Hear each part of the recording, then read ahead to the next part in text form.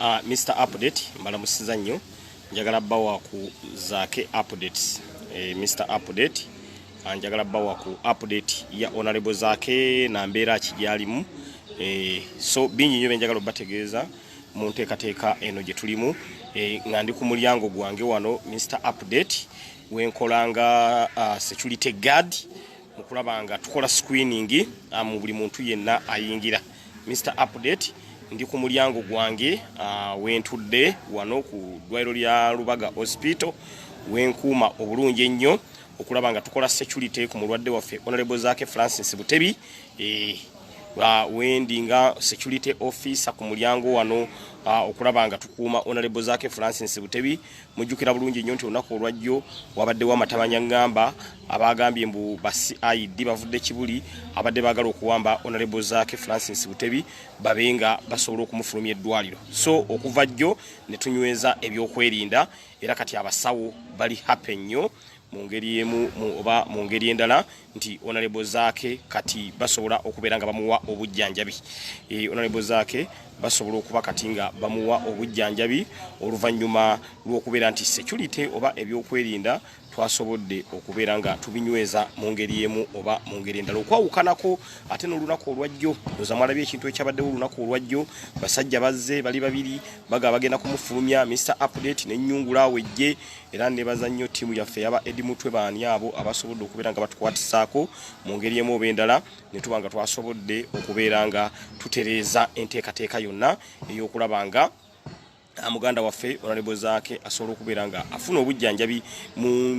nfuna entuufu mu mbeera entuufu naye nga twasobodde okubeera kati olwaliro ebyokwerinda biri mu mikono gya ttiimu eyaffe gye mumanyi obulungi. Muganda wange Edi Mutwe ku gaadi waali muganda waffe Bobby Yanga waali nnyo ate ne muganda waffe Dennis City we bali nnyo okulanga buli kimu kitambula bulungi nnyo. Nabage Mr. Update tugenda kuzikiza tetugenda kuwumula paka nga muganda waffe oyo asuuse bulungi nnyo era amawulire genjagala okubawa ku Honorable Zake Francis Butebi amazima ga Katonda kati waliwo progress olengera nga kyetuli mu kukola kitambula bulungi nnyo okwawukanako n'embeera ebaddewo because psychologically abadde ali tortured olwa security ebadde beera mu ddwaliro Lubaga nga musajja atu babeera bamutiisatiisa babeera balitiisatiisa abasawo naye okuva security we yaze mu mikono gya people power olengera nga mu ngeri emu endala obujjanjabi kati obujja ku mulwadde waffe lulwaliro ayogeddeko n'okwogerako ekitabangawo okuva lwe bamukuba era first interview agikoze ne Updates online page era interview eyo mu ngeri emu endala ngibatereddeyo ndooza mugirabye mbatereddeko interview eyo musobola okugikeberako wano ku the Updates online page musobola okutunulako ku Updates online page ne mulaba interview Honorable Zake jasoose okukola bukyanga akubwa naye nga emabega wonna bayitasobola na kwogera tasobola na kukola ki naye abasawo kasita security bategedde nti kati eri mu mikono gya family mu mikono gya people power abasawo ne baguma ne bakakasa era ne babanga basobola okukola kye bayina okubeera nga bakola ki bakola era ndoza mulengera kati waliwo progress n'ekyo kyenjagala okwebaza abasawo ba Lubaga Hospital mwebale nnyo mwebalire ddala muganda afulabo olwaliro asobola okuvaamu ekigambo n'ayogera si kintu kya kusaaga kati kye tulina okusabira ge amaaso tannaba kulaba bulungi nnyo amaaso muganda ffe Honorable Zake tannaba kutandika kulaba bulungi nnyo era alaba kitono nnyo naye nga amaaso nago eddagala abasawo bakola ekisoboka okulaba nga n'amaaso gasobola okubeera nga galaba bulungi nnyo kakati munaye bwe tubadde tulwanya olutalo luno tulugusiza Honorable Zake wafateredde mujukenda gane ku parliament nga ngenzo okwekalakasa mukulaga obutali mativu waffe nga tugamba mukyale Beka Kadaga ne gundi ne ba MP bonna ne mutogera ku nsonga ya muganda ffe Honorable Zake nali ntene ekiwandiiko nkikwasire Beka Kadaga security n'entwalanga kaguddeyo abakaba parliament abasinga bansangaawo nga bampitako buyisi olwero kati olaba badduka Lubaga bamulabeko ovuiche kitali kibi because mubaka wa parliament munnaabwe naye waberedde nga tulwana tulabenga avambu wambe bw'abasajja Mr. Update omulimu bagutulekera ne Honorable Kyagulanyi ne timu endala gye mwalabe yasobola okuvaayo ovuichi ekitali kibi naye Honorable mukyale Beka Kadaga teyavaayo yadde n'olunaku n'olumu kati bwafunye amawulire ne bamugamba nti Honorable Zake agenda kuba ku matu agenza atereera waliwo some progress buli kimu kigenda kitambula bulungi nnyo era agenda kuwona abenga asobola okukomawo mu house tubaye tuli awo nga Kadaga ajja asoonoka bw'ati ajja asooba asosa ayagala iteno kalyango Mr Update wakuuma asegadde asokaje ayiteno kalyango Mr Update wakuuma kati nemugamba nti Mr Update ayinza obutakukiriza Mr Update ayinza obutakukiriza era wabadde wensiitaane y'amaanyi ennyo because Kadaga tukyamulinako obusungu bwe yavayo n'agamba president waffe nti ayina okugenda mu disciplinary committee nga kawunga president waffe ali mu mutegeeza nti essente ezaweereddwa abaka ba parliament yabadde enguzi si sente entuufu. Kadaga n'avaayo n'agamba nti honorable waffe ayina okugenda mu disciplinary committee ne tuteekawo tabo ne tukuba Kadaga wano ku social media paka bwe byakyuse ne bibanga Kadaga yayina ate kati okugenda mu disciplinary committee byakyuse Kadaga kati yayina okugenda mu disciplinary committee kati Kadaga n'amala n'afuna awo akalyanga akalala wano mu ddwaliro Lubaga akalyanga ako baali bakasiba era twateekako muntu gy'agenzeeyo ne yeesolossa n'ayita n'agenda n'atuuka honorable zaake eri gyali n'agenda amulabeko of which is a speaker of parliament era mu parliament yatwala ba honorable zaake bonna naye teyayimirirawo mu lutalo nga tulwana nga honorable zaake ali mu detention wali ku SIU twamulajaniranga ne tumugamba tukwegayiridde Kadaga vaayo nagenda ku parliament abasajja ne bansamba teke ne bankuba empi ne bankola buli kimu kyonna mu mazima ga Katonda muggulu abadde talina kiyali akoze kyonna naye bw'ategedde nga muganda waffe agenda akuba ku matu agenda awona najjanga asooba mpola era n'omulwadde waffe aguddeko aguddeko mugwe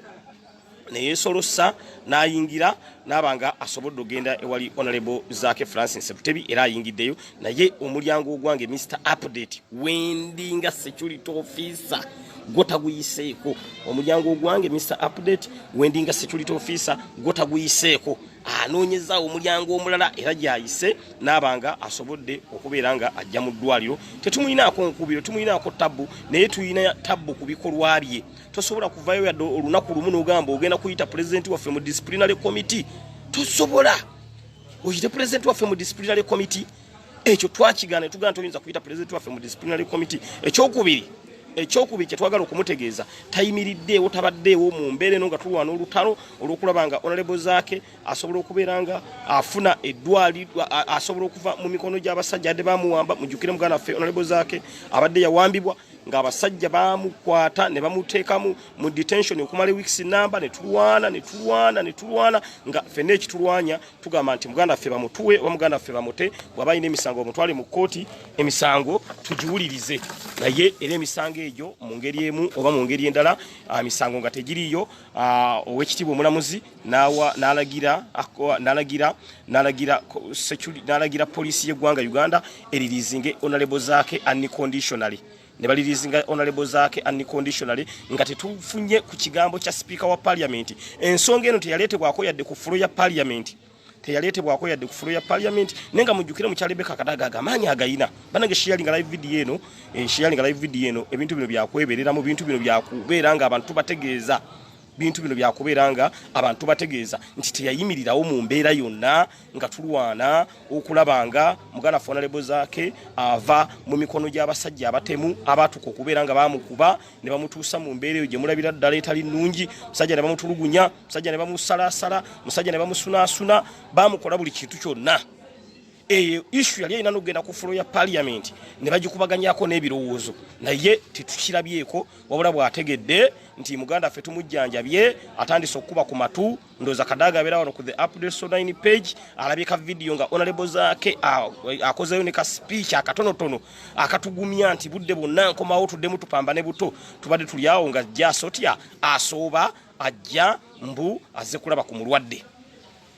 kwegamba okwekaza if kwekaza was a person ndoza Kadaga yandibadde namba emu kati atandise kwekaza bwekaza bwe yalabye ekintu nga kimutuddemu n'atandikawo bi statement mu abantu amata amafu bino ebintu byogera lwaliro nga waliwo omupiira ogukutuddemu kati Adida ayagala atandika okusamba omupiira ng'agusambira ku side ya opposition mbwa amata amafu ebijanjiro bawa abantu si birungi obuwunga bawa abantu si bulungi ebyo tuzza tubyogera ebbanga lyonna nga tabikolako yadde statement yonna naye bwe yategedde nti kati ebyokwerinda ffe tubirina bwe yategedde nti muganda waffe tumujjanja byagenda akuba ku matu awo kati atandise okujja ng'asooba naye nga kino twali tumwetaaga luli singa ensonga eno yagenda ku fulu ya parliament ne bagikubaganyako ebirowoozo onalebo zaake ebbanga lyamala mu mikono gy'abasajja ebbanga lyamala mu mikono gy'abasajja tebandimukubye kubeera nga bamutuusa mu mbeera bw'etyo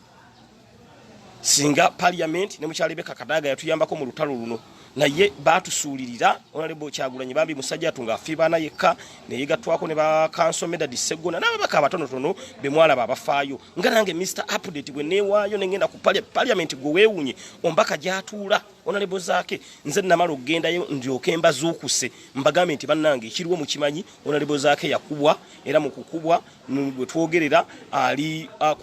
ku SIU ali bubi nnyo nga nze mmaze okugenda wali ku parliament nga babaka bonna beefudde nti babimanyi ne mukyala Rebecca Kadaga yeefula nti ebintu ebyo tabimanyi amazima ga Katonda mu ggulu njagala mbenga njogera ate nga akageti kange omukalaba bulungi nnyo because omuntu ayinza okujja n'ayitawo nga tetumulabye bulungi nnyo so njagala mbawe update ate nga n'ebyokwerinda bwe mbimonitalingira nammwe nga munyambako ebyo mulengera ayagala okubeera nga yesolo site kageti ka Mr Update wali ate musobana mu muyambako nti owaye kyuka mu emabega nolwekyo Rebecca Kadaga bwatyo bwe tutabadde happy naye mu nsonga eno ey'okubeera nga ayagala nnyo ekiwedde naye nga ate twamwetaaga mu budde buli nga bakuba muganda waffe nga bamutadde embuwambe muganda waffe nga ali mu mbeera embi n'atusuula ffe twerwanako wano nga social media team era singa teyali social media team onalebo zaake abasajja singa nakati akyali mu mikono gyabwe ne social media team mwateekawo embeera yonna ne mulwana olutalo fulizaake paka bwe twaddira embeera ntugiteekawo era oluvannyuma eventually muganda ffe onalebo zaake n'abanga yayimbulwa ku maanyi g'abantu mwewe nyini abali wano ku the update online page nga temuli mu maanyi ga Kadaga yadde lwakuba nti kati bwategedde nti muganda affe agenda kuwona najjanga asooba kubanga ategedde nti agenda kusuwala nti zaake bwawona n'agenda mu parliament nga Kadaga tamulambuddeeko banga takozeko kintu kyonna kijja kuba kimuswaza kati kyovola basobodde okujjanga asooba n'abanga asobodde okukola ki okwereeta mu ddwaliro mbwalabe ku honorable Zaake Francis Butebi so bwe bityo bibadde Kadaga zeewo era n'omubaka waffe amusanze yeebase tamuwadde nnyo attention kubanga yali amwetaaga ku luli n'atavaayo naye ate tasobola mugobanga ze olw'ensonga is a speaker of parliament ate ffe tulina ekintu kye tukola nti akola obito mukola bubi naye lwakuba nti ayise ku geeti ndala singa ayise ku geeti Mr Update wentudde mbadde nyino sooka bakozesa endagaano mbadde nyino boogeza ebintu bingi nnyo mbadde nyino mwetonza abadde ayina okunkolera ebintu bisatu abadde ayina osooka yeetondere President wa Uganda okubeera nga yamugamba ayina okugenda mu disciplinary committee abadde ayina okusooka yeetonde olw'okuba nti Mr Update nagenda awo ne bantulugunya ku parliament nga atuteyo ensonga mbadde nyino mukozesa endagaano awo n'ebintu bingi nnyo bye mbadde njo mwetonza naye bafunye ka geeti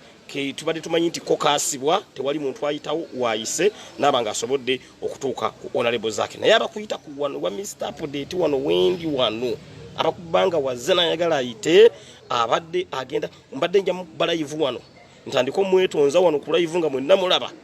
ntandika omwetonza era bamugambye nti Mr Update wali awo toyina kusalawo eyo geeti yange toyina kusalawo then ne bamuyiseeyo emmanju eyo kageeti ako kaliraanye mochale eyawana eyalubaga hospital we kaliraanye gye bamuyisiza n'abanga asobodde okuyingira n'alaba ku honorable Zaake nolwekyo kyetwetaaga ku mukyala Rebecca Kadaga ffe tulinaako nkubiiru naye olina okuvaayo weetondere president waffe okugamba wali omuyita mu disciplinary committee tonnatuuka level eyita president waffe mu disciplinary committee ng'avuddeyo n'agamba tagenda kulya ssente ya kibi omuntu bw'agana ssente y'ekibi musango kuba yagamba ssente y'ekibi ezo ssente twabuuzanga ababaka bazibawadde ku ki tikugenda kusomesa bantu coronavirus mugenda kusomesa abantu coronavirus ate abantu kakati be mugenda okusomesa mugenda basomesa wanga waliwo social distance abantu babakkiriza kutambula kati mugenda kusomesa ku ki twakibabuuzanga mugamba agenda kusomesa bantu coronavirus abantu bali waka babagamba social distance kati mugenda okusomesa mugenda basomesa ku ki actually yalinga question yalinga omugenda basomesa ku ki nga kitegeeza nti sente ezo intention yazo yali ndala nnyo teyali ya kusomesa bantu kubanga bogenda okusomesa ngolwede bali mayumba tewali afuluma babagano fuluma bayingira 11 sorry bayingiremu mu nju tebavaamu kakati ogenda basomesa kuki nga sente ezo babuuza tewali asobola kunnyonnyola mulimu gwa sente ezo era zabalemerera okubeera nga bazitunnyonnyola n'olwekyo Honorable Robert Kyagulanyi Ssentamu n'agamba nti nze sinza kulya nguzi era kankwate enguzi yaabwe nkibaddize n'akwata enguzi yaabwe n'agibaddiza Kadaga n'agamba nkuyise mu disciplinary committee kakati obudde buno byakyuse Kadaga go bayise mu disciplinary committee kati atandise okwegula ku babaka ba parliament era kyovulaba abadde alina okukiggala ajje akyalire Honorable Zaake n'olwekyo Kadaga kye tukwetagamu is an apology weetonde ku lwa Zaake weetonde ku lwa Kyagulanyi fe tujja kusonyiwa n'ebino byotandise okubeera nga oyagala ate kati omupiira ogusambire ku side eyaffe budde buno agamba nti ebijanjalo bifu budde buno agamba obuwungu obugabibwa bufu budde buno kati yavudde n'agamba n'amataga gabibwa mafu kati abyogera kati nenge bituze tubyogerako ebbanga lyonna kati agezaako okusika attention yaffe tugambe nti nenga ebyo byali mu kwogerako twabyogera dda tuga nti ebijanjalo ebyo bigabibwa biki ebigabibwa bifu teyavaayo kati walabye ng'omupiira gumutuddemu kati anoonya akigadde atya kyasoose okukola kwe kujja n'akyalira Honorable Zaake naye era nga obumanyi Honorable Zaake musajja atu abadde mbulumi bwe tamuwadde nnyo audience azaawo n'ayogera awo munaye n'atambula n'agenda nga ne Honorable Zaake ngeri gyali mbulumi bwe musajja wattu tamuwadde audience nga gye yawadde Mr. Update nze bwe nagenzeyo ndoza mulabe ka video nkabateredde kera njagala nnyo ka video yako mu kashayalinge buli omwaka alabe nga Mr. Update ndi Honorable Zaake ng'olaba bambi alifuyi ayogera agamba mune abantu mubagumye mubagambe enzira budde bonna nja kutereera naye ku Kadaga tekibaddeewo akkiriziddwa okuyingira nga speaker nga ligitoyiza mubeera nga okola ki atosobola muzibira nnyo kkubo naye tekibadde era taweereddwa audience era avudde wano nga aswadde kyovola bagenza afulumya asooba era bwayingidde wanamugaa nti abadde ayagala gate gye yayingiriddeko abadde ayagala afulumire ku ndala kati ate gyadde agenda ofulumirako nga Mr. Update waatula ne bamugaa nti eyo gate gy'oyagala okugendako eyo Mr. Update gye yatudde n'asooba n'agenda n'ayita ku gate endala n'olwekyo security kyenjagala okubagumya tebyokwerinda byo kati tight ebyokwerinda ku Honorable Zaake byo biri tight era abasawo kati olengera omulimu bagukola bulungi nnyo nga tebatiisibwa tewali abakanga kati ebyokwerinda tight kati kiringa jjo enanga ye yaziguddemu kati enanga ye yaziguddemu najja n'agwa ku gate Mr. Update kwe yatudde ye enanga yaziguddemu bani yamulobesezza bamugaa nti iteeriwe wangungu najja nazigwamu nasanga Mr. Update yatudde era enanga yafubutuse emisinde obedda mulinda agambe nti oba kire kyankuba kye kyamugobye siffe twamugobye naye tannanyega kigambo na kimu tannanyega enanga kigambo na kibu naye enanga ye yaziguddemu obani yamubalidde nti gendo oyite kweri gate agenda okutuuka nga Mr. Update ali awo atudde mama oyi twamututeka guddeyo n'olwekyo kyenjagala okubategeeza abali ku the Updates online page muganda affe Honorable Zaake kati agenda ye akola ki agenda akuba ku matu era mu ngeri emu oba endala ye Omukama Katonda ajja sobola okubeera nga amusuusa kubanga bw'olabanga asobola okubaako n'ekigambo kyayogera since lwe twamuleeta mu ddwaliro e Rubaga abadde mu kkoma naye olabanga leero asobodde okubaako n'ekyayogera n'ekyayogera ekizibu kati kyakyayina ekinene butalaba naye amaaso nago bwe ganabanga gateredde bulungi nnyo embeera ejja kuba eteredde bulungi nnyo olwambuza Mr. Update temulengera gate yange yiri Mr. Update awo ate kati kinyambako ebyokwerinda tubikola ffenna nammwe so yembeera eriwo Mr. Update olwambuza Mr. Update osulawa oyagala kigwabuuza oyagala ki gwabuuza n'olwekyo kyenjagala okubategeeza nti amaaso gegakyayinamu kati obuzibuzibu naye agenda atereera mu ngeri emu oba mu ngeri endala naye nga ku makya bwe zibadde essaawa nga 4 pulezidenti wa Uganda addako Honorable Robert Kyagulanyi Ssentamu asobodde okukyalira ku Honorable Zaake Francis Butebi asobodde okubeera nga aze n'amukyalirako wano mu ddwaliro e Rubaga era n'amuteekako ekisaakye n'amusabira essaala ebadde ennungi ennyo era Honorable Zaake tasigadde kyekimu omanyi oyo God Sent Kyagulanyi God Sent buli wakuteekako omukono gwe ebintu babigenda kutambula kati azze namuteekako omukono namusabira nasaba yawe essala Honorable Kyagulanyi n'agenda era Zaake olengera nti waliwo some progress era twebaza President wa Uganda ddako nti sebo okukyalako ate kuyina ekintu ekyamaanyi kwekyongeddeko mu kulabanga mu ngeri emu obendala Honorable Zaake waffe agenda akuba ku matu naye nga tukwebaza President abaddewo ku makya n'abanga akyalidde ku Honorable Zaake era kyenjagala obbagumya abali ku page eno nti Honorable Zaake embeera kati atiristiko okusinzira bwe yali embeera kati atiristiko okusinzira bwe yali waliwo bange Mr Update gate teryasala gate teryasala ekyo jo mwanda ivati nze ne rosebo ndaba kyovala nti live njikoze njitunuze eno so yembeere eyo twasazeewo ebikunta byonna bitusula makavu gaffe gye tubadde tusula ne tusalawo ffenna tusule mu ddwaliro erya Lubaga Hospital nga tukuuma muganda waffe Honorable Zaake okulaba nga buli kimu kisobola okubeera nga kitambula bulungi nnyo naye nga kyenjagala okubategeeza nti waliwo enjawulo abalabye ka video kembatereddeyo ndowooza musobola okukalaba musobola okukatunulira ne mulaba nga mbutuufu mu ngeri emu obendala waliwo enjawulo okusinzira Honorable Zaake we twamugira ekiruddu n'olwaleero embeera gy'alimu olaba nga waliwo some progress bw'abanga asobodde n'okubaako n'ekigambo kyayogera Kasasa Security yazze mu mikono gyaffe Security kasaze mikono ya Edi Mutwe mbabuulira mazima abasawo kati bakola nga tebatiisibwa bakola nga tebatya naye luli abasajja ba military babadde basiba mu ddwaliro abSFC basiba mu ddwaliro abasajja b'RDU basiba mu ddwaliro abasajja abasemwayi basiba mu ddwaliro basaidi basiba mu ddwaliro netubagamba ki ekibaleeta wano mu ddwaliro emirimu mingi nnyo egy'okukola newankubadde tuli mu aido nnyo tuli mu mbeera ya karantini twawa abasajja abo amagezi netubaga nti bannaye obudde buno gavumenti eri mu kugaba bijanjaalo ate ebijanjaalo si bironde mulonde ebijanjaalo waliwo obuwunga gye butannatuuka abasayidi okujja obudde ne mumala wano mu ddwaliro e Lubaga ne mujja ne mumala obudde wano mu ddwaliro e Lubaga nga mugezaako okuyitimidatinga abasawo n'okubeera nga mubeera Honorable Zaake mu mwetayirira lwaki temulonde ebijanjaalo mugende mulonde ebijanjaalo musobola okuwa abantu ebijanjaalo nga bironde naye obudde ne mumbala mu kintu ekitaliimu ate ekintu ekina amakulu ne mubanga temusobodde kubeera nga mukiteekako omulaka n'olwekyo aba LDU abasayidi baani kati wano twabagobyewo era kansuubire nti kati obudde bali mu bumala mu kulonda bijanjalo because kati wano tewakyaliwo n'omu ng'oggyeko bumbegabega obubeera wano ku ddwaliro wabweru ne bwetalaatala naye we twogerera bo twabafulumizzaawo era ne bafubutuka ne bagenda kati aba obumbegabega obwasigadde obuli bweru wa ddwalira we bwetalira naye era nabwo bwe tubulaba nga tubuuza oyagala ki n'olwekyo yembeera eriwo kakati balabe semwayi LDU abamilitary abaani adde bagezaako okubeera mu ddwaliro katusuubire mwawuliriza omulanga gwa Mr Update ne musalawo ne mugenda ne mulonda ebijanjaalo tusuubire obutaddamu kulaba ebijanjaalo birimu kawukuumi because amangi gemadde mugenda okumala mu ddwaliro e Lubaga nga mwetayira ku Honorable Zaake ne tubawa chance mugende mulonda ebijanjaalo enanga bakuwe kutiya ye ebijanjaalo londa ebijanjaalo enanga londa ebijanjaalo tolina kyoyagaza Zaake wagamba mulamu si mulwadde ate wamaze jjo ojja mboze kumulambula ate guwagamba nti mulamu si mulwadde kati ate wadde onunaki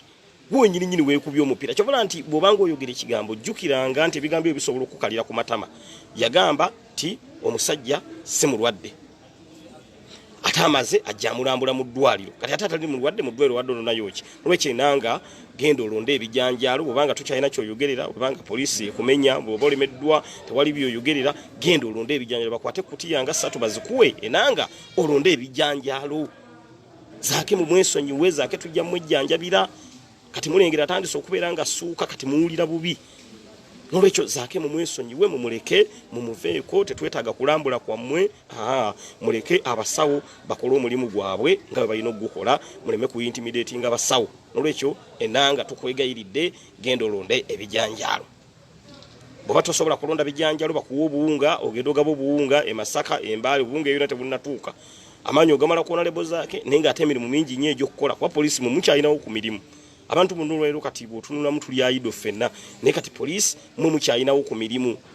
emirimu nga ki ng'okulonda ebijanjaalo ogaba ebijanjaalo mukole ogwo weesonyiwa Honorable Zaake nolwekyo enanga gwe tukuwadde kati ekyokola nawe wegatte ku tiimu eyabadde wano gye twagobye mugende mulonde ebijanjaalo mulekera okuwa abantu ebijanjaalo ebirimu amayinja ebirimu kawukuumi so yenteekateeka gye njagala okubategeeza abali ku the updates online page nti Kadaga azze naye era taweereddwa attention olw'okubanga tukyali banyiivu ajjidde mu mbeera nga tukyali banyiivu tetuli happy olwa statement gye yakola ekyokubiri olw'okuba nti yasuulawo muganda wa Honorable Zaake otawo ne tulwana fekka nga muli wano ku the updates online page fe twalwana olutalo fekka nolwekyo yembeere waliwo nge Mr Update mulimu ogwo tugukwebaza gwoli mukola mu ddwaliro Rubaga twagala kuweereza ku mazzi onyweko neyanziza nnyo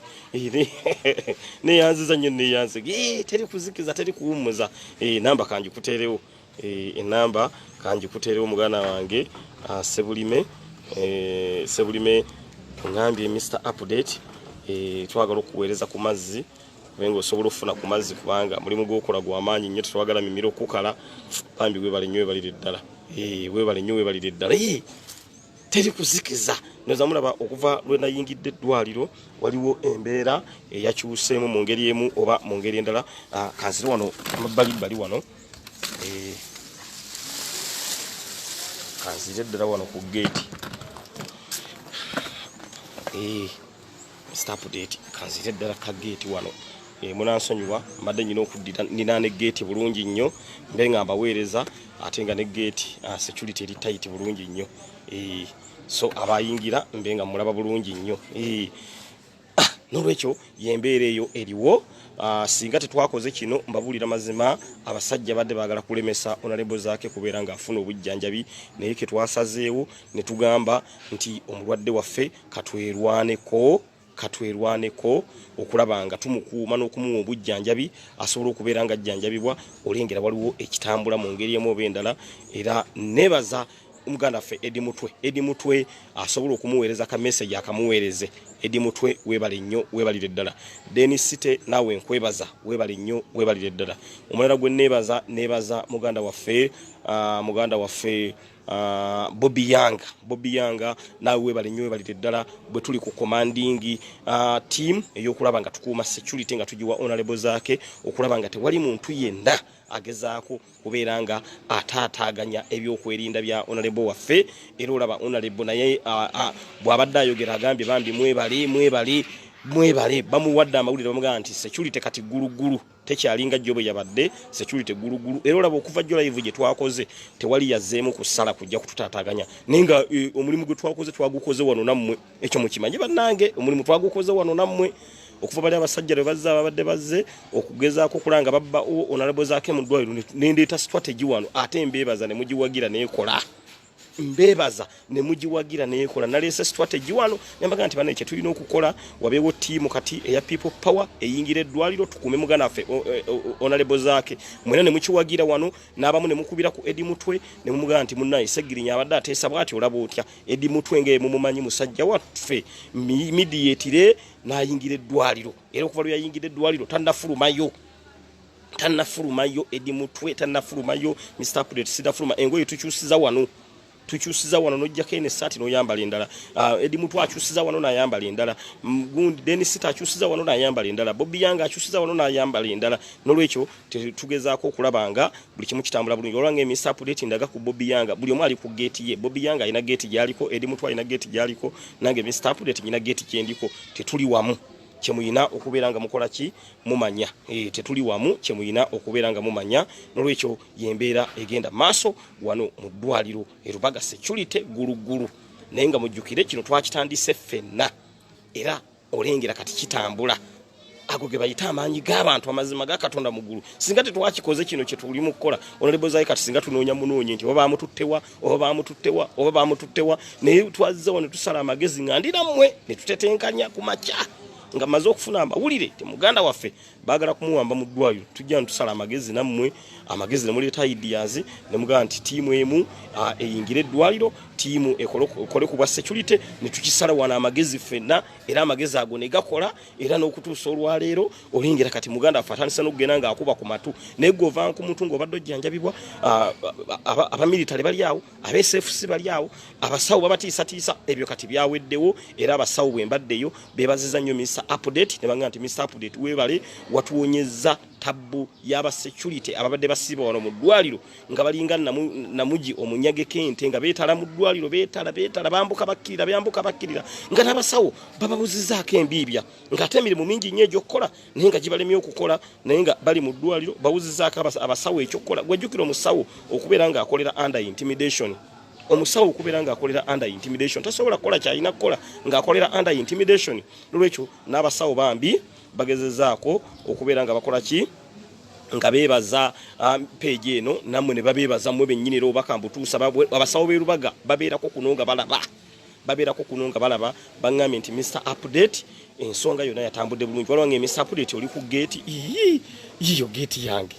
wentudde teri asala abantu bonna bayita ku mageeti amalala naye ya Mr. Update yo buli omu yakoze eki yakitadde baga nti eyo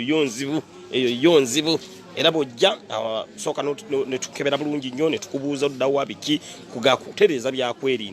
kutereeza byakwerinda ate n'eddwaliro lyakkiriza liriko paletinga bulungi nnyo naffe ne ligaa nti mutuyambeko ku security because security ebadde egezezaako okubeera ng'ekola ki eragaya naye yembeera eyo egenda mu maaso nze bwebaza nti bwe tuba tukola ekintu nga tujja kikolanga bwe tuti mbabuli amazima ne Bosco tugenda mutwala nga kaguddeyo buli tunakolanga nga tukolera wamu nga bwe tuti mbabuulira mazima tewali kigenda kulema kuba solidarity is power amagezi twagasalidde wamu nammwe era bwe tugenda okukuuma akaluka Honorable Robert Kyagulanyi Ssentamu buli polling station tugiteekeko kamera atiikinga nga tumanya gundi azze n'alonda abadde namba gundi abadde bwati n'akalube katuka Honorable Robert Kyagulanyi Ssentamu bwe tugenda okubeera nga tukakuuma 221 omanyi kati eno tuli mu training wano mu mwino kimanya nti tuli mu training kyemulina okumanya nti eno tuli mu training eno yegeno tuyambako n'okuuma akaluka Honorable Robert Kyagulanyi Ssentamu 2021 eno training gye tuli mu kukola kati ekyo kyemulina okumanya abali ku the updates online page nti training gye tutandise okubeera nga tukola wano mu kuuma Honorable zaake ne wabanga tewali wa military asala tewali side asala tewali weSF asala era ye training yemu gye tugenda okukola kulabanga n'akalulu ka 221 tewali akatubbako mbabuulira mazima tewali yadde asuubira nti omulwadde wa fono asobola okudda mu control yaffe ne kati wetwogerera omulwadde ali mu control ya family mu control ya people power nammwe kati ababa bagadde bwe tujja ne screeninga bulungi osobola okubeera nga okola ki oba osobola okubeera nga omulabako mu ngeri emu obenera because kati ebyokwerinda biri gulugulu ndi ku gate yange Mr. Update nkulabye wano nkuyiseeko ku gate bantu bampitako wano ku gate buli omu kati enagitya baga nti Mr. Update wali tosobola kusala eno gate buli muntu agitya Mr. Update we natudde ani ono angame mpereza namba ko Mr. Update nkuwe ekyokunywa neyanziza nnyo Mutega Kasozi enamba yino Mutega Kasozi webali nnyo balire ddala ange Mr. Update njagala kuweereza ku mazzi olw'omulimu gw'okola omulungi ogw'okulabanga security tight webali nnyo webalire ddala Mutega Kasozi thank you so much saba Katonda akusasulemu musera so yembeera eyo egenda mu maaso katongera okusaba Honorable waffe omukama Katonda abenga asobola okumusuusa naye nga bambi mwebalire ddala olw'okubeera nga ffenna tukoledde wamu mu kulaba nga tujjanjaba muganda waffe mu kulaba nga tukuuma muganda waffe okubeera nga tebamutuusaako kintu kyonna ate kati ne mu ddwaliro eri mumanye nti buli kimu kitambula bulungi kirungi mukyala wa Honorable Zaake Francis Butebi musawo buli ddagala bagenda okukuba Honorable Zaake asooka ne bali munnyonnyola litegeeza ki lijjanjaba ki ate nejjukira ebyamadagala abimanyi kwegamba mbagumya nga mbategeeza tugenda kujja wano Honorable Zaake nga buli kimu kiri bulungi nnyo olawo kibayita okufuna omukyalo omusawo asooka n'atunuulira eddagala abayeringa bali tabula bajukire ntuleka ya mukuma ono nagendere gye batabulira eddagala nalisunulako nalisomako nalabanga eddagala lero lyennyini ligenda kukola ekyo kyennyini kye lirina okukola si bino byakuba muganda ffe eddagala litategerekeka kwegamba olabya ddala nga buli kimu kigezaako okubeera nga tukitambuza mu ntambuza ennungamu okulaba nga muganda waffe asobola okubeera nga assuuka era Mr. Update nafunye challenge nenga nti Mr. Update neetaaga okuwasaayo omusawo era mama Shifuro ono ngenda kwogera naye mugende mama Shifuro omanyi twetaagayo omusawo lwaki twetaagayo omusawo mama Shifura nti in case Mr. Update waba alwadde omusawo ono amubeerako mu kulaba eddagala litambula litya likola litya nolwekyo twetaagayo omusawo mama Shifura tujja kikkaanyaako naye mama Shifura tumugatteko omusawo tumugatteko omusawo mu ngeri emu oba mu ngeri endala kuba kati nkirabidde wano manyi bintu byakuyiga bino byonna nti obeera n'omusawo asobola okulaba eri eddagala nolwekyo ekyo ekyeddagala nakyo mube bagumu nti omusawo waffe mukyala wa Honorable Zaake ekyo ekyeddagala ate buli kimu akitambuza bulungi kati ekyo nange ate nkiyize eno mu ddwaliro neŋŋamba Mr. Update neetaagayo omusawo era kati bwenzira njagala kinyonyola mu mama Shifuro ono tukoze tutya bwe tuleetayo omusawo naye n'abawaawo ku bulinzi Mr. Update ni musajja musiramu mukiraba mutya bwe ndeetayo omusawo naye n'abawaawo bintu byakuyiga bannaaye wayi mama Shifuro lwedde ey'ekirungi ye nnamba emu kati ono omusawo aba nnamba 2 ate omusawo abajjanjaba ffenna bwe ndwala anzijanjaba mama Shifuro bw'alwala amujjanjaba Shifuro bw'alwala naye n'amujjanjaba n'olwekyo ekyo nakyo ekyeddagala mbagumya naye ebintu bino ng'emumanyi nti bintu byakuyiga lwange nti Segirinya koogezza n'oleeta omusawo ogenda kufuna empi ebyo tobigamba mama Shifuro bada bintu byakweberera mu kintu nkirabidde wano mu ddwaliro webale nnyo webalire ddala muganda wange Solomon enamba kanjikuwe Solomon bambi webale nnyo webalire ddala bambi mwebale kunsiima Solomon thank you so much mukiraba mutya Elizabeth angambye Mr. Update sikisembye ekyo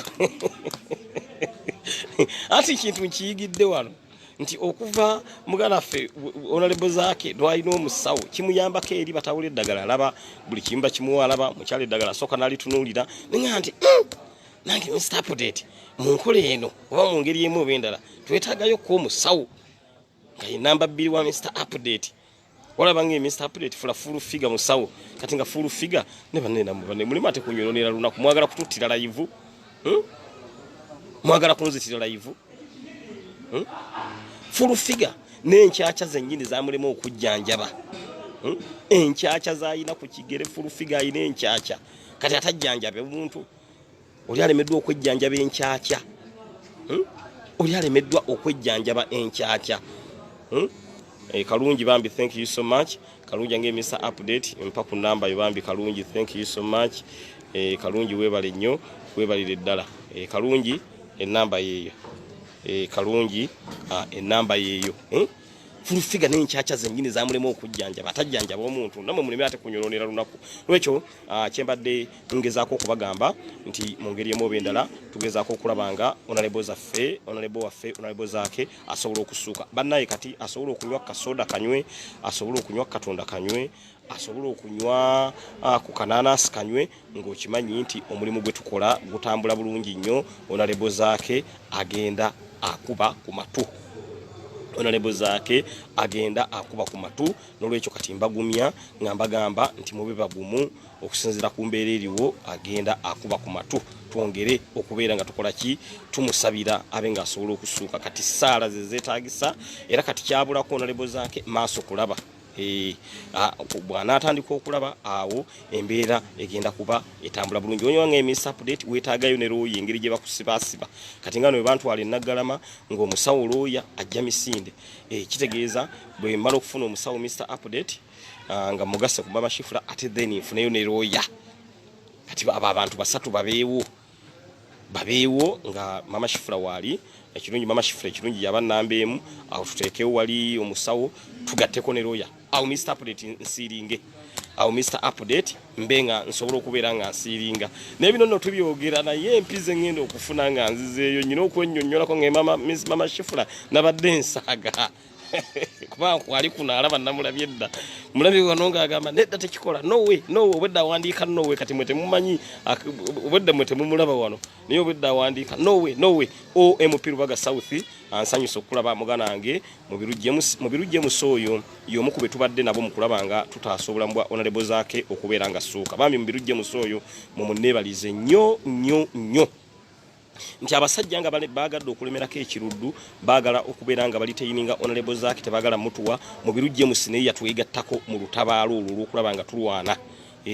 yatuyamba nnyo okulaba nga tulwana okulaba nga mu ngeri emu endala tusobola okubeera nga honorable zaake tumujja mannyo g'empisi nolwekyo muganda ffe mu birujje musoyo naye musajja nnyo mulwanyi mu birujje musine musajja mulwanyi nolwekyo embeera bwetyo bweri Mr Defense era kati bobanga kati amanya gange kati kweyongeddeko Mr Gateman kumanya gange kweyongeddeko erinnya lye bayita Gateman bompita Gateman oba tondyaza amanyiza because ku gate kati sikyavaawo ndi ku kido ndi ku gate sikyavaawo gate yange yiyo lugira negya nenzigalawo mpola nenzigalawo mpola naye okuva twatandise okubeera nga twogera wano tewali muntu yenna yazze kitegeeza nti omulimu gonna gutambula bulungi twasazeewo utabaalo lwonna amakanda gonna tugasimbe wano e Lubaga era ne mu birujje musangambye Mr Update nange leero nzijja tubenga tusulaawo ffenna nolwekyo Mr Mubiru obojja suuka zino ndeterayo essuukaawo ndeterayo essuuka ne kibedi cover jo empewo yabadde nnyingi nnyo wano kiro bannaayi empewo yabadde nnyingi lwekyo nfunayo ku kibedi cover ekigumu bwana mu birujje musa nonyeza yawo kibedi cover ekigumu nonyeza yawo kibedi cover ekigumu mbenga nsobola okugatta kino kibedi cover kyennyina mbenga mbeera wano paka lwebanasibula honorable zaake ate then tubenga tusobola okubeera nga tukola ki tuva mu ddwaliro wano wendi nolwekyo Mr Gateman abantu mbategeeze Gateman live Mr Gateman live nga ngezaako okuba nga mbawa update okuva wano mu ddwaliro e Lubaga gituli ku security ey'okulaba nga tukuuma muganda waffe honorable zaake Francis Butebi Mr Gateman olwange Mr Gateman gwasinga Fioba esa ngambye Mr Gateman tukwagala nnyo Sonko ongambye Mr Gateman tukwagala nnyo mwanga Peter ongenti ya Gateman live Mr Gateman live abantu mbagaye Gateman live Mr Gateman live so yembeere eyo dakika nga 3 nja kubamba yisaako ku gate zonna mufune ku Deni City mufune ku mugana nge Edi Mutwe bonna babenga basobola okulaba tumanyi okwekekingako nti gate ye eri etya kiki ekiriwo gate ya Deni City eri etya gate ya gundi ani mugana ffe Bobby Yanga gyali na ye eri etya nja zikolako ngenda kugendayo babeeko kibabategeeza bababuulire embeera eri etya naye kati kyenetaaga mu birujje mus nfunira kibedi cover ekigumu ennyo kibedi cover ekigumu ennyo Gateman kyeyetaaga ekirungi wano wote wali nsiri Katonda kyeyansaasidde kubaze nabadde nsinze okubeera nga nabadde neraliikiridde nsiri Gateman yabadde eraliikiridde ensiri naye Katonda nansaasira ensiri neziba nga tezakoze tezabaddewo nolwekyo yembeera eyo egenda maaso kino kyendi mukola twakisazeewo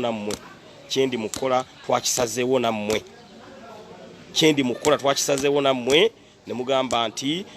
tugende mu ddwaliro twekolere ku bya security nga embeera tendaba kusamba ddagala era kye twakoze ne tugamba nti security katubeere nga tugyekolerako kati security tight ng'oyagala okukakasa gwali eyo jangu weesaze ku gate Mr Update we yakuumye genda ku gate Edi Mutwe waali genda ku gate Bobby Yanga waali genda ku gate mugana nge Deni City waali ng'ojja okubeera nga okakasa olwange Mr Gateman funayo naakubikka kakati onateeka okubanga munyampi onangamba nti Mr Update funayo anaakubikka kakati ndi wano ku gate ate bwe naafuna mbikka kakati otolu embeera tolu ono naye ankoze bubi nnyo kati ndoza mulengera kuno tulinako abanyampi angambye ngu Mr Gateman funayo anaakubikka ate nfunayo ambikka abasajja bayiseewo bye baagala tamanyi kati bwofuna akubikka nga basaidi ba piso bagaso baduso baluso bapuso nga bajja manyi mu Uganda buli kigambo kyafuka kitongole kya byakwerinda kasita gate ogisuulirira ate n'ofuna yawo kanansi ne kakubikka nga badiso paso puso gaso duso luso nga bajja n'olwekyo bwe mbanga ndi ku mulimu ebyo sina bitunuulira bobeera ku mulimu ebyo toyina bitunuulira n'olwekyo wama bannansi mukole emirimu gyammwe waliwo wano kati omunyampi agezaako okuŋŋamba mbu nfuneyo nansi wano ŋŋanye nyina kukola mulimu gwandeese ogw'okulabanga tukuuma muganda waffe onalebo zaake okulabanga tewali muntu yenna agezaako kujja kutataganya byakwerinda bye kugezaako kujja kubeera nga ateekawo embeera ey'okulabanga bagezaako okulanga bajja omulwadde waffe wano nga babadde baagala okukikola so yembeera egenda maaso Mr. Gateman ensonga ngitambuza bulungi nnyo era nkubiriza abantu mwenna bobanga olina omulimu gw'okola ate ogutabiikirizanga mukama wakuwadde kati honorable zaake oba people power yalonze Mr. Update nti beera ku gate gye bayita Northern Wing nze ndi ku gate gye bayita Northern Wing anti egenze nekangamu katono nehiggala munansonyiwa empewo egifuuyemu bweti mbadde manyi nti waliwo owagundi ayingira piso oba diso oba gasa ayingira iyo geti yange egenze neyekoona mbweti katono banne netusaane tukolamu ne training y'amagye gundi mpewo yegikonye bweti Mr. Update mbadde mbuuso omulundi gumu nga manyi nti waliwo puso oba guso oba dasa ayingira mubakire wano kulive nga mulaba naye mpewo yebadde egikanzemu katono olwekyo kyenjagala okubategeeza ti security gulugulu era okuva ebyokwerinda we byatuzze mu 5 omubaka waffe agenda akuba ku matu Lona William nsanyuso kulaba onge Mr. Update good work webale nnyo webalire ddala bane mwebale kusiima ne bino byendi mukola sindinzeka ndine tiimu ya Edi Mutwe ali ku gadi muganda waffe Bobby Young ali ku gadi ate Dennis City naye ali ku gadi era mutulabyawo bu video bwe nabatereddeko nga tugezaako okulaba nga abantu bonna tuba screeninga nga tebannayingira okulaba nga bagenda ku mulwadde waffe nga buli kimu kiri steady nnyo n'olwekyo mu biru James ninze bed cover yange engumu obulungi Mr. Gateman abenga ali steady nnyo buli kimu tubenga tusobola okukitambuza tujja fuluma wano mu ddwaliro eri Rubaga nga muganda waffe honorable Zakasuuse au Mr. Update mama Nagirinya lwajja okundabako naye as we talk now twasazeewo ebyokwerinda tubyekwatiremu singa tetwakoze kino singa tukaba twawanga ntulege nejjo bana abasajja mujjukira bulungi nnyo nze eyabasaasaanyiza ne tubagoba ku ddwaliro waliwo adde yazze ng'omu yeeyita Mukama omulala nga yeeyita ni Tinka obwedda mbalinze tebalabikako bwana Tinka ne Mukama muddemu mukomewo mujje muyite ku gate Mr. Update ali ku Southern Wing ndi ku gate gye bayita Southern Wing e Rubaga wemba muddemu mukomewo muddemu mukomewo banembeegayiridde alaba ku Tinka alaba ne ku Mukama banembeegayiridde mbalinze Rubaga mujje Tinka ne Mukama mujje muyite ku gate eno munejjo mwadde muzze nga mwagala okulaba ku mulwadde mwe basayidi Tinka ne Mukama ne leero mbalinze obwedda ninda Tinka ninda Mukama ninda Tinka ninda Mukama tebalabise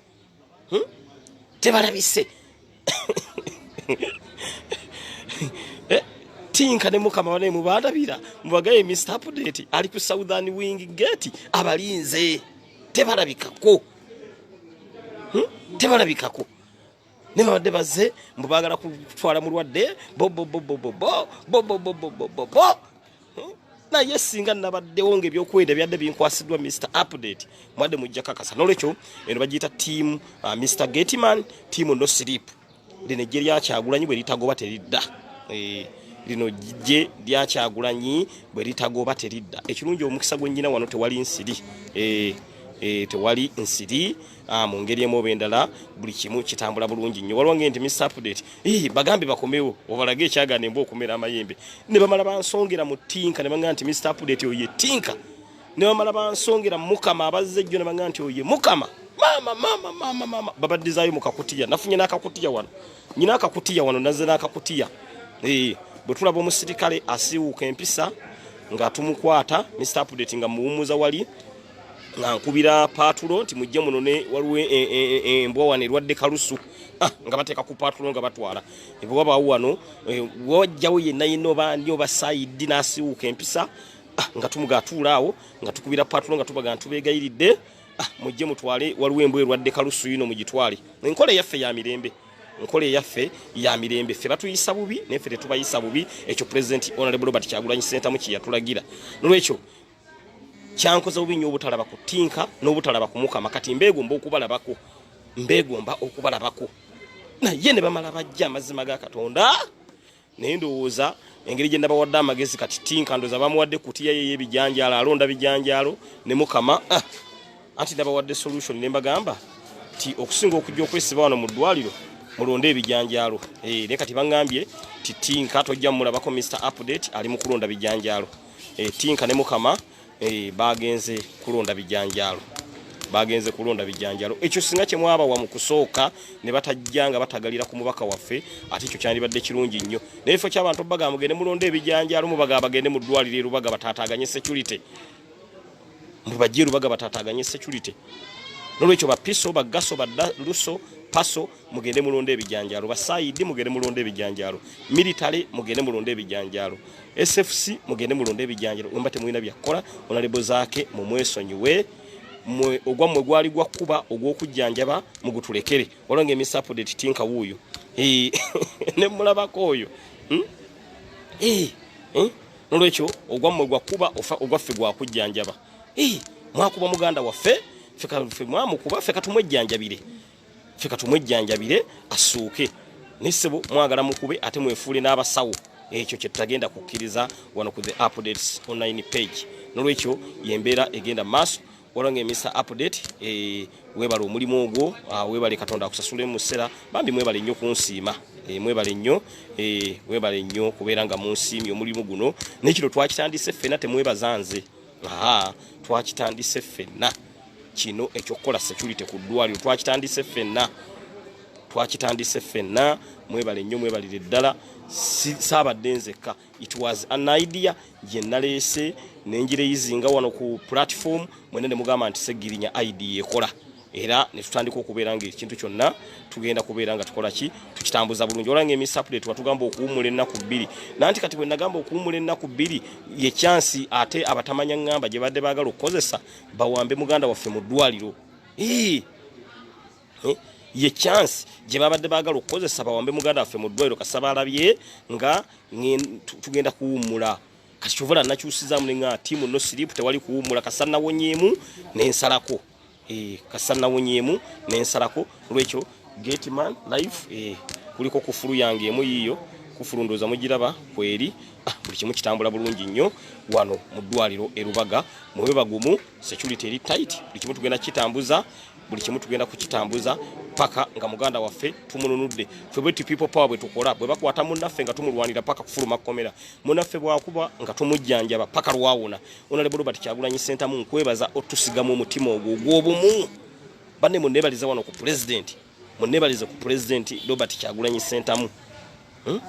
wennebalize ku president Honorable Robert Kyagulanyi Ssentamu nti Kyagulanyi Robert Ssentamu ye yatusigamu omutima guno ogw'okubeera nga tukolera wamu omutima ogw'okubeera nga tubeera tuyambagana ne bannaffe ekintu kino president yagenza akitusigamu kyovula olwaliro tewali muntu wa people power ali mu kkomera lwaki tukolera wamu kyovulaba zaake bwe yalwadde ffenna twasituse amakanda netujja netugateeka wano mu ddwaliro Rubaga lwaki president ekyo yakitusigamu Honorable Robert Kyagulanyi Ssentamu nolwekyo tulina okubeera nga tumwebaza ajja denti ongambe Mr. Update you simply the best sinaweereza data naye ngenda kuweereza neyanza nnyo enamba yiyo ayagala okumpa ka data manyi update ziromba muzeetaaga buli time neyanza nnyo neyanzeege ajja dante ange Mr. Update ngenda kubeera nga kuweereza data nanati angambye keep on treatment Mr. Update please nedda eddagala ninaddinywera eri waffe Kawempe ate kati ndi Rubaga kati sinza kuva ku gate ninze nawulidde natereddemu dozi yadde teyaweddeyo ndiginywa olulala dozi ndiginyulula nze kastampo naawona munge emirimu ngena ntandika era n'omusawo yankubidde dda Mr Update dozi nga tozze konza dozi nagisanga dozi nagisanga katumala okununula ali obubi nze kuba kati amaanyi ngawulira kitegeeza ne bwe simalayo dozi ne bwe simalayo dozi nagisanga mwanyina za danzi jukuza nsegirinya eddagala wafunayo olumute wadda dozi nagisanga nolwekyo omutima guno ogwa solidarity omutima guno ogw'obumu Honorable Robert Kyagulanyi Ssentamu yagenze agutusigamu era tumwebaza yebale nnyo yebalire ddala yebale nnyo yebalire ddala era guno omutima gwenjagala ffenna tutambuze okulabanga buli kimu tukitambuza bulungi nnyo Kalungi thank you so much kaddata nkafunye Kalungi webale nnyo yebalire ddala ebambi Kalungi mu munebalizeeko Godino Kalungi ampaddeyo kaddata nangambisa update kaddata kaako kaongere okubeera ng'otuwa update zonna ezigenda maaso update zonna ezigenda maaso bambi Kalungi thank you so much kaddata katuuse lwekyo teri kuzikiza abantu bategeeze Mr Gateman live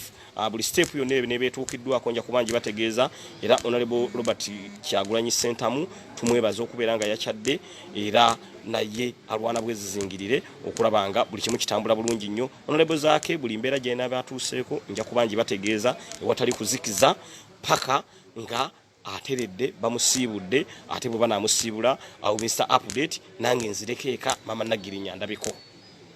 bwe banaamusiibula awo Mr Update nzirekeeka mama Nagirinya andabeko naye nga muganda waffe tannawona tetugenda kuva mu ddwaliro ffe tukolera wamu kye bayita solidarity is power solidarity is power solidarity is power TV kati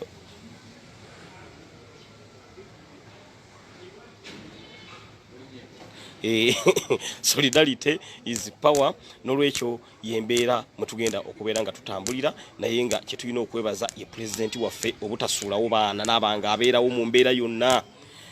kati waddewo mwanyina ffe yabadde yabuze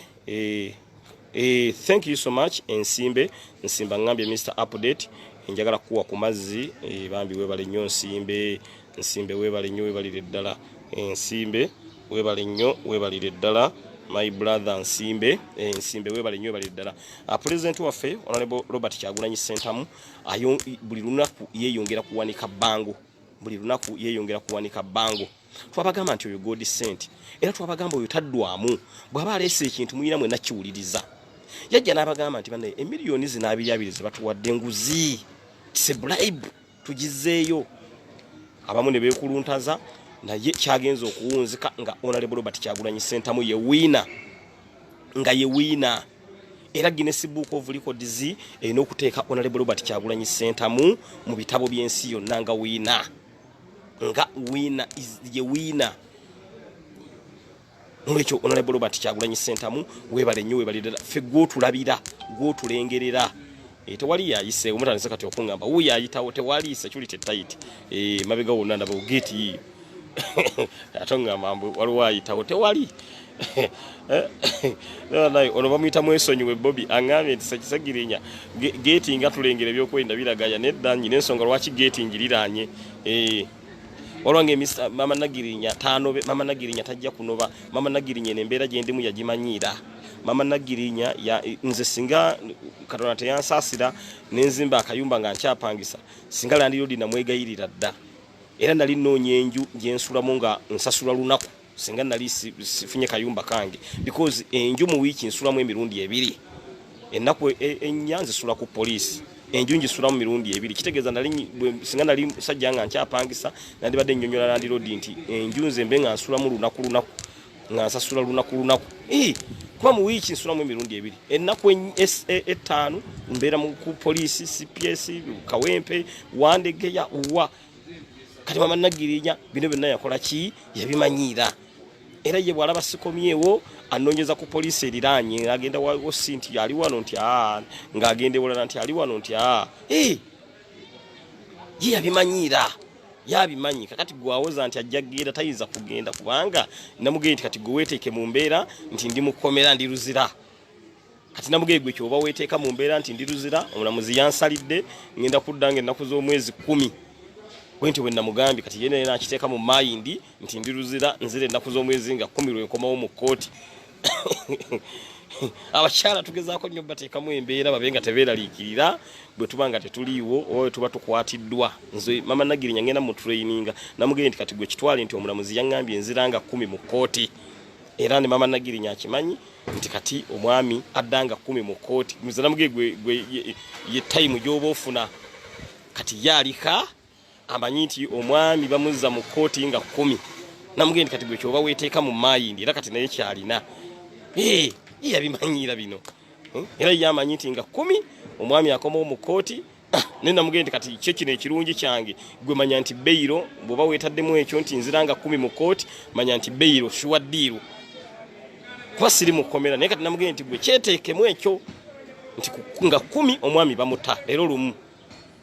lumu nga 10 bamuta kati naye n'amanyira ekyo era kyatambuliramu. Tugezaako abakyala baffe okulanga tubateekamu embeera emanyiira nti wabanga waluguwa embeera eguddewo teyeeraliikirira ye yagumye dda agamba nti omwami adda mu kkooti nga 10. Nambuuza nti kati kikyemba nteeka mu mind kkooti Nabweru Nakawa Makindye Buganda Road ne muga nti ye kola gundi kola Nabweru kuba Nabweru liranye Kawempe kati ye yakyetadde mu mind nti omwami bamuzza mu kkooti nga 10 eya Nabweru kkooti kati mbaliraawo kati singa 10 zitukanga oba 8 7 nga muganda afawonye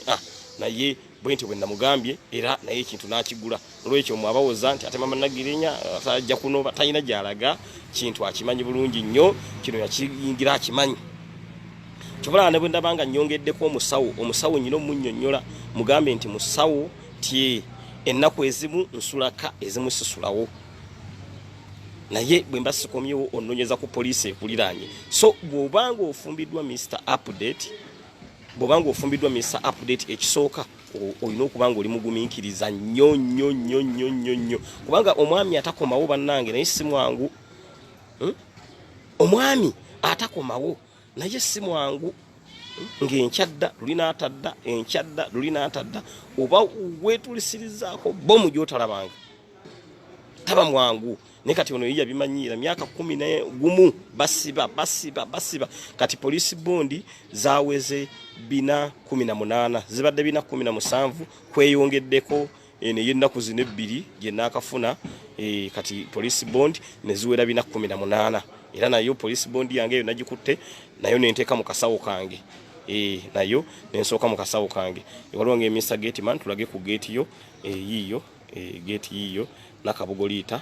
gate kiriya nnyo wendi nnyo police bond zaweze 418 zibadde 417 kweyongeddeko ya naku 2 nayo yalumye nayo nagitaddeko bannange bwekityo embeera bwetambula katusabirira neŋŋambye nti Mr. Update omusawo naye ajja kubigumira nolwekyo bw'oba kunonga oli musawo ng'oyagala okubeera namba 2 owa Mr. Update olina okumanya nti Mr. Update mu week enju agisulamu emirundi 2 emirundi 2 emirundi 5 gyonna gibajja police makomera era kati gina n'amakomera agamu nga bampa obwakatikkiro nga bwe ŋŋenda baŋŋamba bugane nti gwe katikkiro mukomera mubeeramu katikkiro nga bwe munaabeera mu kusomero mubeera ne ediboy oba ne mubeera ne edi prefect kakati nyina amakomera agamu nga bampa obwakatikkiro kati nga Kawempe police eyo police oluntwalayo baŋŋasegirinya ntuuka nze katikkiro gundi wandege ya police eyo nayo bampa obwakatikkiro kati Ruzira ward 3B mwabaali basibiddwako Ruzira because ward ezo tuzimanyi 3B bwe ntuukayo Mr. Update nze gwe bawa obwakatikkiro kasita nnyingira bwenti kati nyina amapoliisi agamu nga obwakatikkiro gaabumpadda nti nze mba nkulira abasibe era olujja nga baga nti Mr. Update atuuse nti ye oli katikkiro gwensanzeeko aba alina kuhandinga over gyendi so yembeera eyo egenda mu maaso mu ggwanga lyaffe Uganda bintu byakwebereramu bintu byakulemerako teri kuzikiza nolwekyo Update gembadde njagala obategeeza ya honorable zaake nti mwongere okusaba essaala agenda akuba ku matu mwongere okusaba essaala agenda akuba ku matu era mu ngeri emu oba endala Katonda ajja tusaasira muganda waffe Honorable Zaake abenga asobola okubeeranga asuuka. Mwebale nnyo mwebalire ddala mwenna ababaddeko ate kanzireyo ku mirimu gy'okulabanga Mr. Gateman nkuuma gate okulabanga tewali asala kanzire ku gate kubanga mulimu gwa gate gwennyina okubeera ku nolwekyo Mr. Update kabasiibule ate adde ku mirimu gy'okulabanga anyweza ebyokwerinda ne mu biru James bed cover ngirinze yanguwa bed cover ngirinze then tulabenga buli kimu tusobola okukitambuza edde nnyo njabba wako ku muganda waffe Edi Mutwe njabba wako ku Bobby Young njabba wako ku Dennis City gate zaabwe zo zitambula zitya gate zaabwe zo zitambula zitya tumanyi okukola mu kibayita checks and balances okusobola okulabanga tusobola okubeera nga tusharinga so nja kubanga mbayitamu ekiro ndabe kitambula kitya so nga embeera bwetambula nolwekyo mwebale nnyo mwebalire ddala mwenna abali ku the Updates online page katusabe muganda waffe Honorable Zaake omukama Katonda amusuuse nja fuluma wano erubaga nga zaakasuuse bwana batannasuuka Mr. Update tewali kufuluma rubaga paka nga muganda waffe asuuse mwebale nnyo mwebalire ddala Mr. Update ate kanzireyo ku mulimu gw'obwa Gateman kanzireyo ku mulimu gw'obwa Gateman ndabe embeera nga bwetambula Gateman abasiibudde ate kaddeyo abenga ensonga asobola okubeera nga akola ki agitambuza bulungi nnyo munansonyiwa okubeera nga enteekateeka bweti bwetambudde nembadde nnyina okugibawa kubanga mulina okumanya ebifa mu ddwaliro kwegamba buli omu abenga ategeera omulwadde waffe atuuse mu mbeera ki naye nga ekirungi kiri nti muganda waffe agenda akuba ku matu walwambuza Mr. Update do you have sanitizer nyina ka sanitizer weekali wali weekali nnyo abajja nsooka nembagiramu ka sanitizer nange neeyisaako mu ngalo mu ngeri emu ebenda nembakebera ndabye wali fana bye mbateeddeyo nga mugamba nti ate Mr. Update alina gloves nedda nyina sanitizer ensooka nenjiwa sanitizer mu ngalo ne tukebera omuntu bulungi nnyo then nayingira tumukebera nayingira tumukebera nayingira okwongera okulanga tunyweza ebyokwerinda bya Honorable Zaake Francis Butebi mwebale nnyo mwebali ddala Ssaabasajja Kabaka wa Buganda wangaale.